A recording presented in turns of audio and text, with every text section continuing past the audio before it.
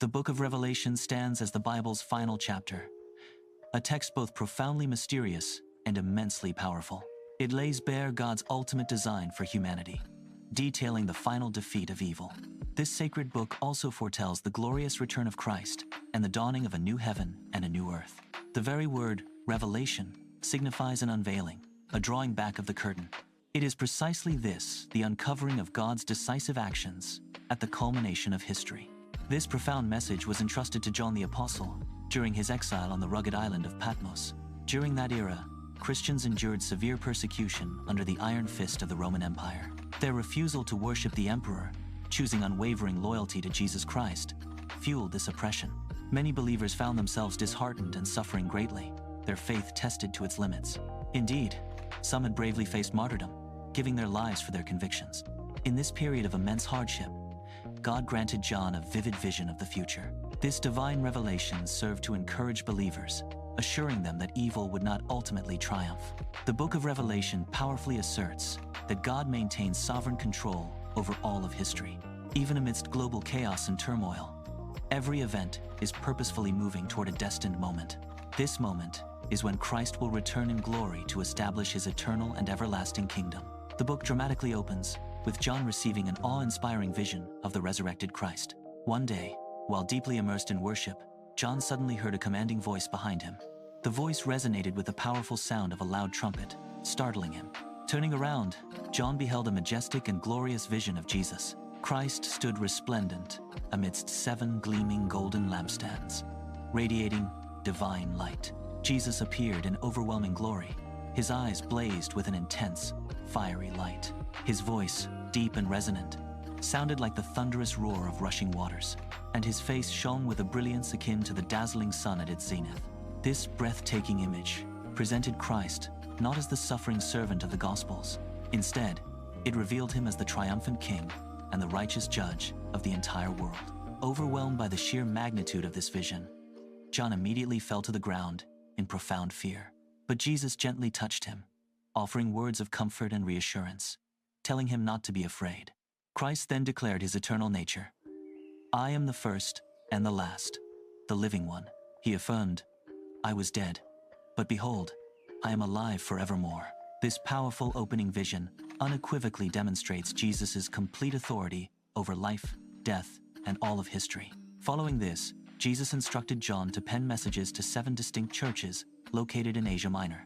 These churches symbolize the diverse spiritual conditions found among believers throughout the ages. Some congregations received commendation for their unwavering faithfulness, even in the face of severe persecution.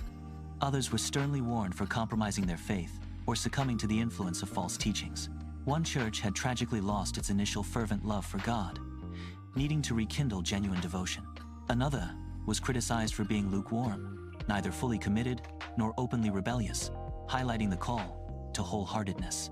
John, a man of faith, is pulled from the world into a vision of the throne room of heaven. A brilliant, blinding light emanates from the center, where God sits enthroned.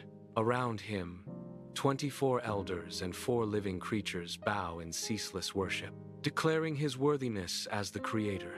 In God's right hand rests a scroll sealed with 7 seals, the blueprint of the future. John weeps when no one is found worthy to open it. But then, a lamb appears, looking as if it had been slain. This is Jesus Christ. Because of his sacrifice, he alone is worthy to take the scroll. As the lamb breaks the seals, the 4 horsemen of the apocalypse are unleashed. First, conquest on a white horse. Then, war on a red horse wielding a great sword. Famine follows on a black horse.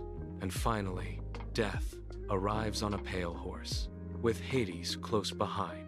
The 5th seal reveals the souls of martyrs crying for justice, while the 6th seal shatters the world. A cataclysmic earthquake strikes.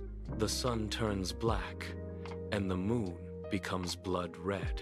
Before the next wave of wrath, God marks his servants with a seal on their foreheads. John sees a vast multitude from every nation and tongue, standing in white robes, shouting, "Salvation belongs to our God." But then, 7 trumpets sound, bringing new horrors. Hail and fire burn the earth. A mountain of flame turns the sea to blood. The star wormwood poisons the waters.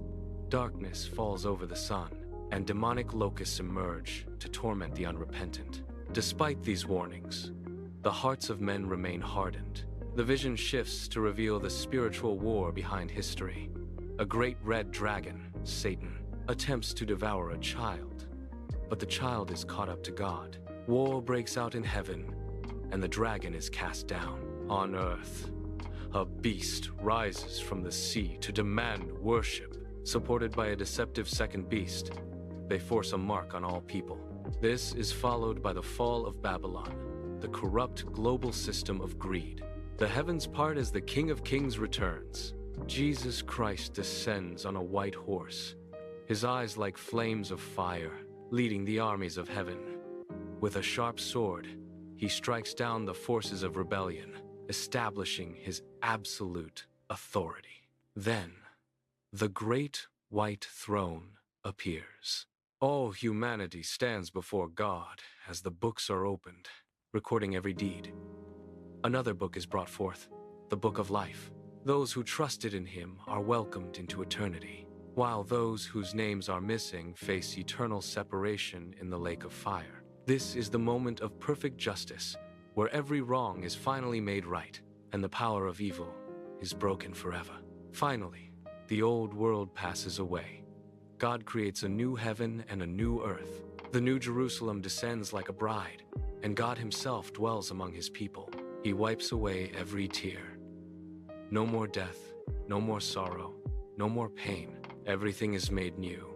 The Spirit and the bride say, "Come." To all who are thirsty, the water of life is given freely. The message is clear. God is sovereign, victory is certain, and Christ is coming soon.